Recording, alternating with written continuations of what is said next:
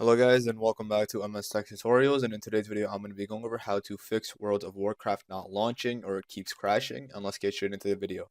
So if you have World of Warcraft downloaded through battle.net, all you have to do is open up battle.net, and what you can do is that you can also right click on it, hit run as an administrator and open it up this way. But anyways, once battle.net is open, go over to games, go over to installed, and then look for World of Warcraft, and then look for the gear icon that says options, and then go ahead and hit scan and repair. And what this basically does is that it will perform a scan on your current game installation to identify missing or corrupt files.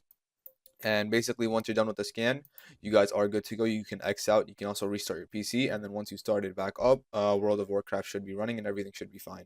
And what you can also do is you can always lower like some in-game settings, like just turn turn the graphics down a little bit, and then that should help as well. And now that should be it for the video. That is how to fix World of Warcraft from crashing and just not running. And yeah, so thank you guys for watching. Make sure to give the video a thumbs up, subscribe to the channel, and have a great day.